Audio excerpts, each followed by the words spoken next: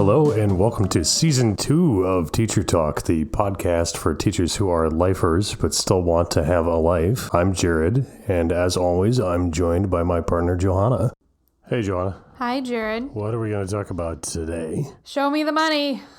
Show me the money. Show me the money. How old is that reference now? I don't know. It's got to be Old. 25 at least. I don't know. Old. Yeah, maybe. Hey, Yeah. So we Jerry all. Maguire. Yep. We all get into teaching for the money. But in actuality. Do you know the Game of Life on the computer? Yeah. The teaching career pays $100,000 per pay period. It does. That's one of the higher. It's like as high as a rocket scientist or a veterinarian. That's a lie. I mean, maybe not in some parts of the country, but that 100,000 doesn't probably buy very much in those parts of the country. Or I guess we got to remember that we have people excitingly all over the world that listen, and then we make all these references to U.S. space education. Oh, you know systems. what though? What? Everyone in the rest of the world is used to that. Oh. They are very comfortable with Americans talking like Only about America is the America. only place that exists. They may not like it, but they understand. Ooh, we're talking too loud. You're talking too loud. We were both talking too loud. Okay, now we're doing better. Okay. So, that being said though, you can do pretty well with teaching if you're smart and wise. Oh, that's it? Well, you have to take time to dive in to how you can make more money in your state / district / county.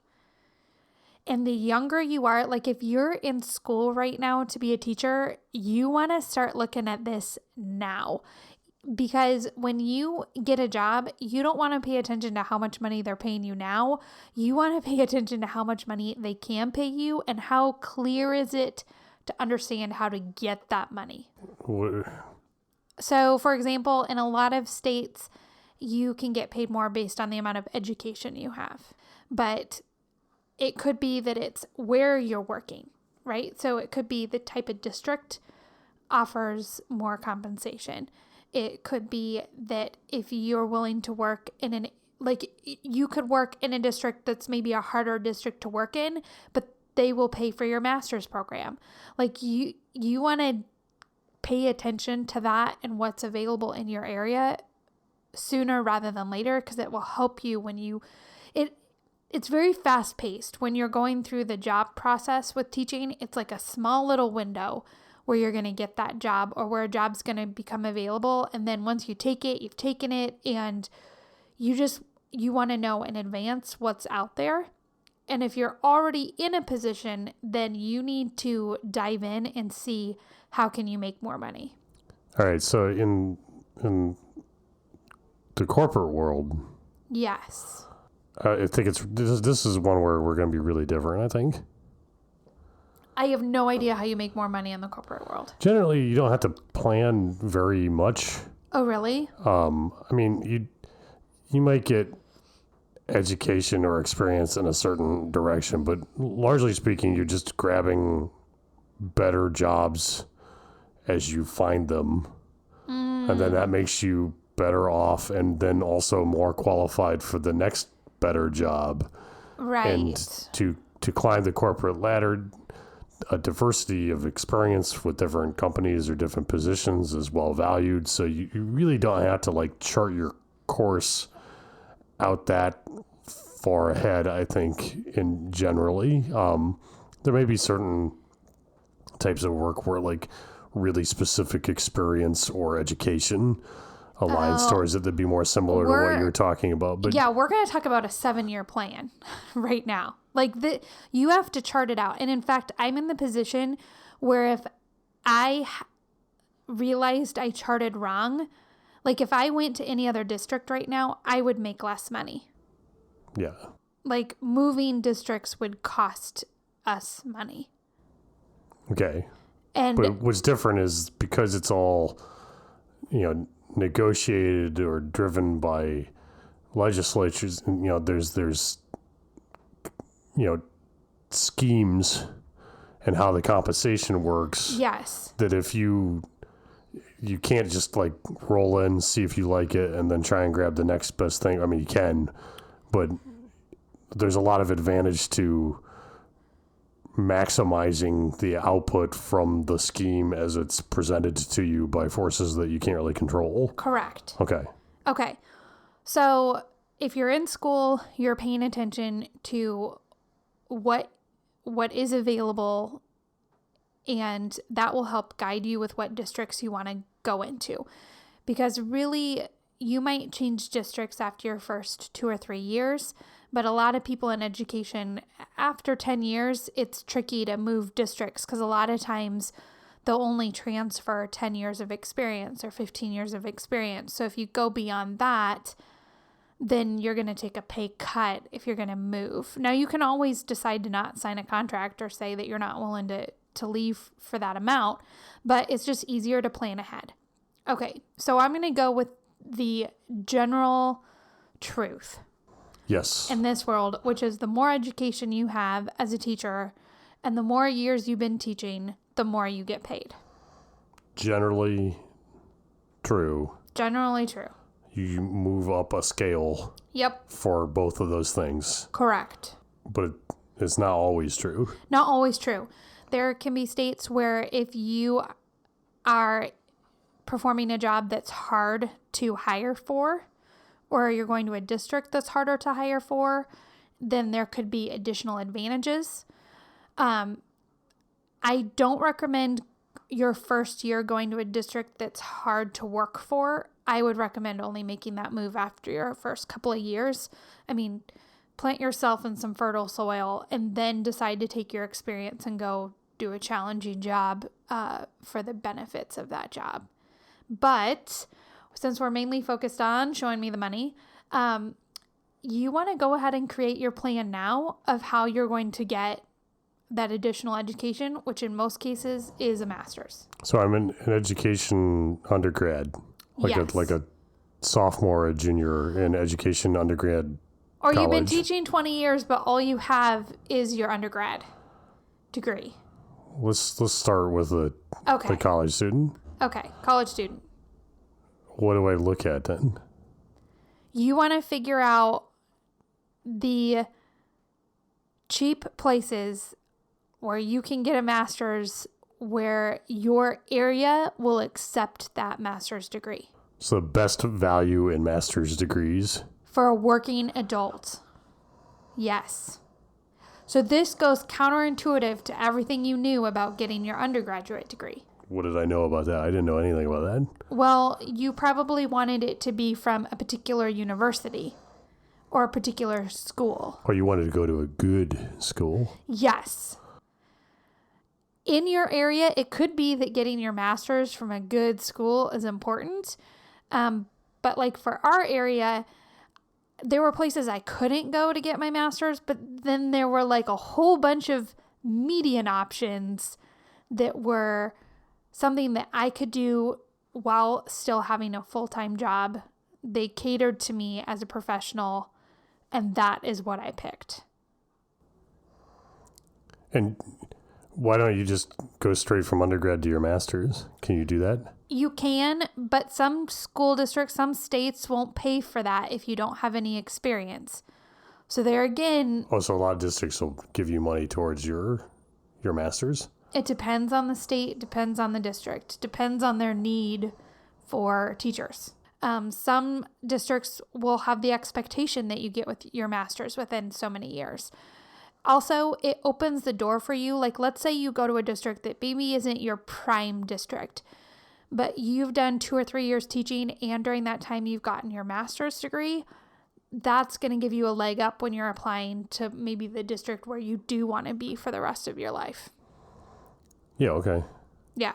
And getting additional endorsements, although can be very helpful, particularly at the elementary level, that's something that really you want to be doing during your undergraduate experience. A lot of times most pay scales don't pay you more for additional endorsements. They only pay you more for additional degrees. So get additional endorsements while you're in undergrad. Yes, because absolutely. why not? 100, yes. And look at the fine print. Like, it could literally be like, and you'll be like, well, but I don't want to teach special education. So, like, it's kind of like, I would assume very similar to the corporate world. Like, in the corporate world, you might take a job as a janitor at a company you want to work for because internal applications get a higher weight than external applications. Yeah, for sure. Right? I mean, not kind of not a weight, but it's just easier to know about and get through. Yeah, it's probably easier to get an interview internally than it is externally if you're the equally qualified candidate. Same is true with an education.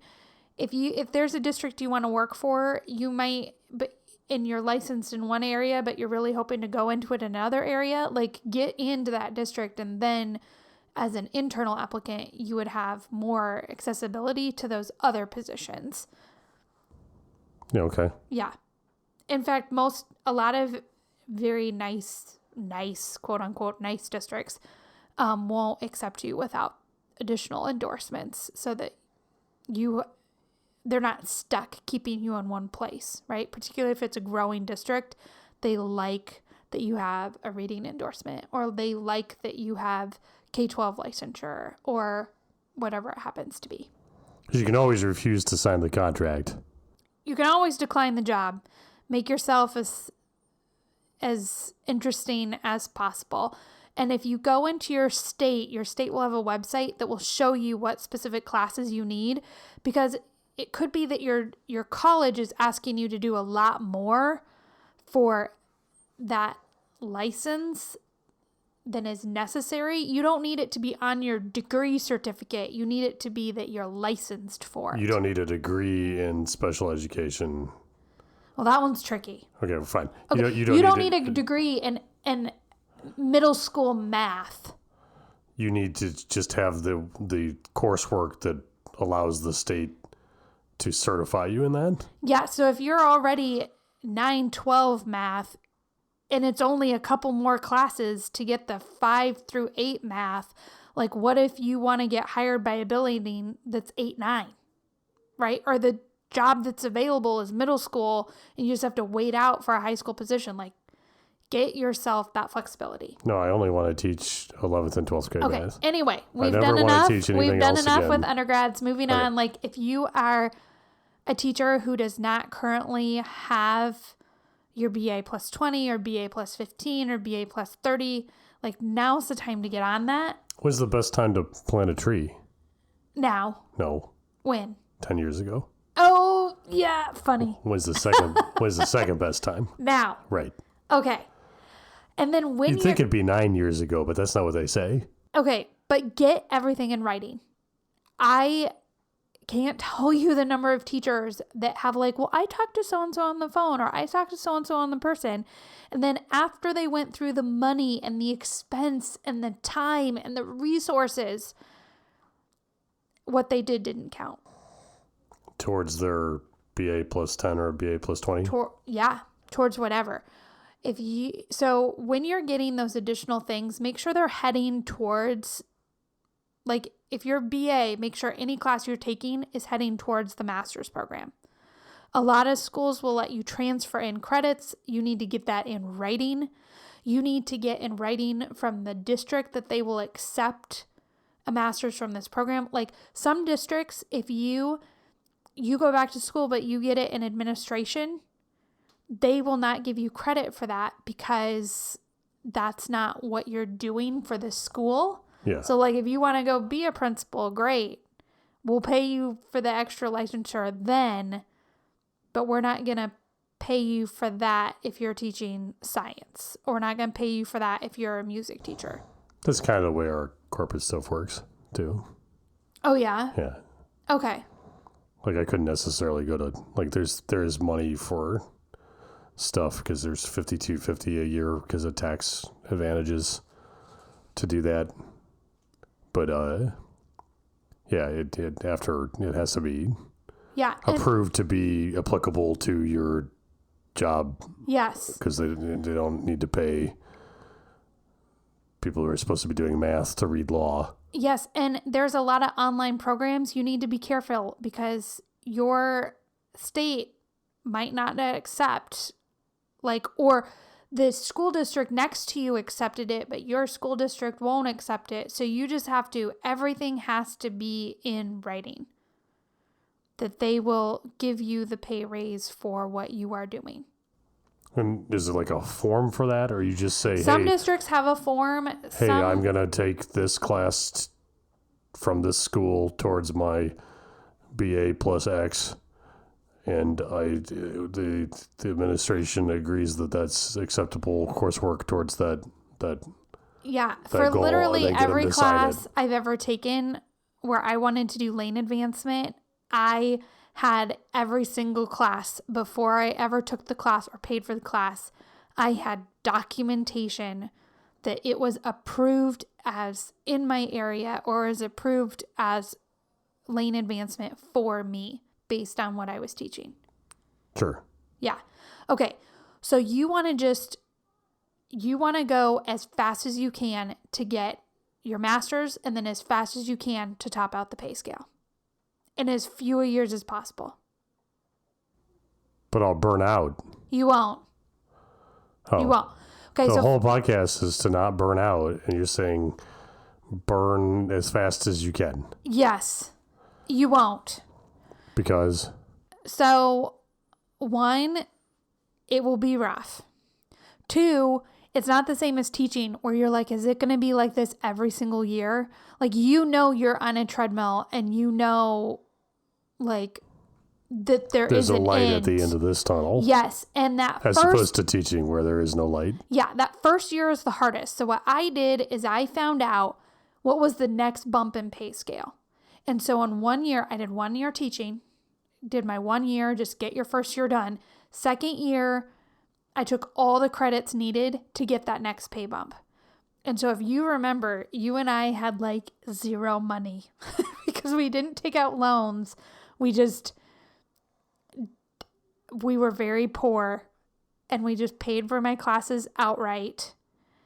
And then the second year I got the pay bump, and then we took all the pay increases I got and we put that towards paying for the courses for that year. Yeah. And that got me the next pay bump. And so literally every year we did a pay bump for, I think it took me 5 years to get to the end of the pay scale. But because we did it so early in my career, the amount of it's like almost double what I make every year versus someone who didn't do any of that. And now it's happened year after year after year. And it makes a lot, like, I'm not sure I would do my job if it wasn't for how far over I am on the pay scale. Right. Like, because you planted the tree 10 years ago, just like the saying said. Yes. Yeah. And if you and now are we like, have a tree, it's really nice. It is really nice. And the benefit for us was that we got to do all of this before we had kids. It turns out children take a lot of your time, but I teach online courses for people who are doing this and they have kids, and I'm telling you, you can make it work. Like, and your key insight here is, even though this whole podcast is about not working too much, this is a distinctly different type of work. Yes. That actually makes the long-term teaching goal better, easier. Yes. And be picky. And it's not that it's not tough, and it's not that big, because it's a distinctly different type of work. It won't burn you out in the same way. Yes. It actually keeps you from burning out because it's literally more rewarding. Yeah, and be picky. Like, I was really picky about the program I found. I wanted it to be a reasonable cost. I wanted it to be something my district would approve. And then I wanted all the work I was doing to get my master's and to get those additional courses to be work I could use in my classroom immediately. Yeah. And it was, so the work I was doing made my job of teaching easier, but also it helped me make teaching less work because I physically just didn't have the time and I had something else to think about. And You know, like if I was like, ooh, I'm really struggling with classroom management, then what I took the next semester was a course on classroom management. Like it is hot. It is hard. Like it is hard, but it is 100% worth it. And it's 100% essential if you want to be a lifelong teacher. What were the things that you look for then? The good value applicable to your classroom and what? Yeah. And that everything that I was doing, I used right away. Yeah, applicable. There was a middle one in there. Oh, that my district would accept it. Okay. Right? Like I didn't also, for me personally, I didn't want to shut any doors to getting my PhD. So phone calls I made were to places I wanted to get my PhD from to see if they would accept the work. Sure. Right? So like I just wanted to make sure all in that as many doors were possible were open for me with as fewest financial and time costs as possible. So I don't like your name for this episode. You don't? Yeah. What do you think it should be called? I say, when's the best time to plant a money tree? Okay, I will rename it. When's the best time to plant a money tree? And it's 10 years ago. 10 years ago.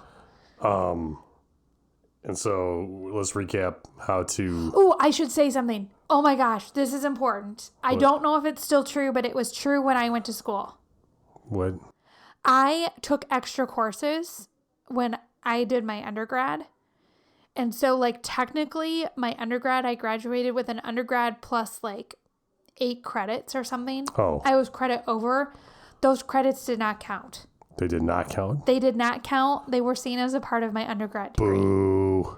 So the additional courses that you take, it might be useful to getting additional certification. like they were even graduate courses. Like it was just for me, I qualified to take these graduate courses as an undergrad. So I'm like, ooh, leg up. No, not so much. Do extra in undergrad to get extra certifications, but don't do extra for extra hours unless you're sure that they'll count. Yeah, check. I mean, call districts and ask. Yeah. Like that was a lot of years ago. Maybe it's different now.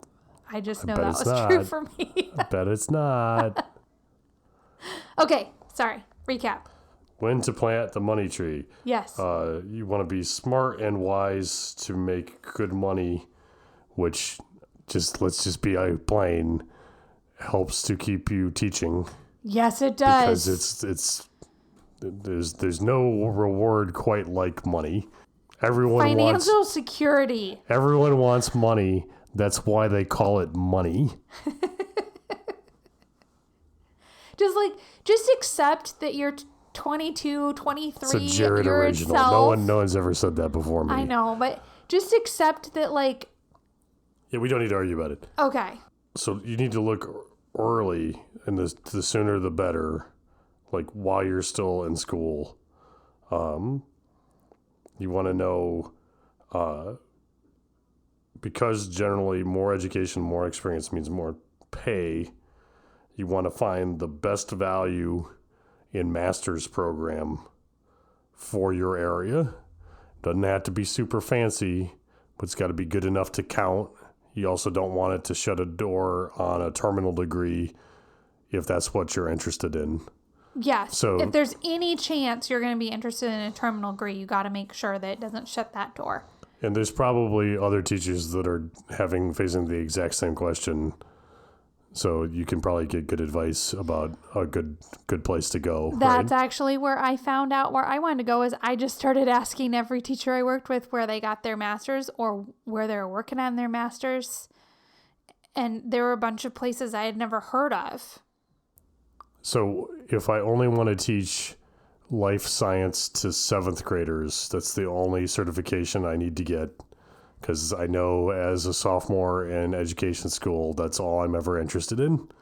And so one certification and I'm done, right? No. Why? Because it's not very marketable. It's not very marketable. You can always say no to offers. You can't make offers happen that they're not going to give. Yes. I really regret that when I was getting my my plus 30 hours for my master's, that I didn't do those 30 hours towards getting a special education certificate. Sure. Like that was idiotic. Like that was a waste of time and money. And although I really liked what I did for those 30 hours, like, dude. This seems like good advice, though, for a lot of people, because I think a lot of teachers go and like, well, I know what I want to be. Yeah. Well, even if that's true, it'll be I would easier have to had get to a be lot that. of doors open for me if I had done the special education certificate. Or if nothing else, it's easier to get the job that you do want. Yes. Okay. Yes. And then get everything in writing. Yes. As you are working in your district and pursuing more stuff, don't take a class and then find out afterwards that it didn't do you any good. Human resources is actually very helpful. You just have to make an appointment with them and then just treat it like it's professional. Everything gets written down. You take notes during the whole time. You ask if you don't have to have it notarized or nothing, but just have it in writing from them. I want to make sure I'm 100% clear. Would you mind signing these notes to say, yes, what I have described here is correct. And so I should be comfortable going ahead and spending time and money and resources on this path. All right. Yeah. I think we're recapped. Thank you, Jared. Thank you, Johanna.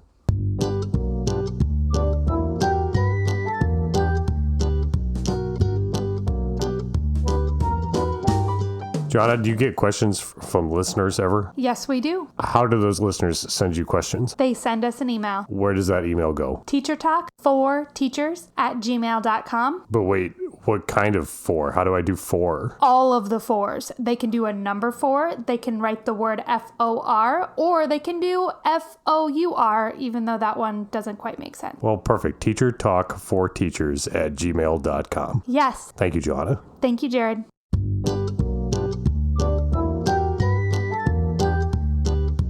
Teacher Talk, the podcast for teachers who are lifers but still want to have a life.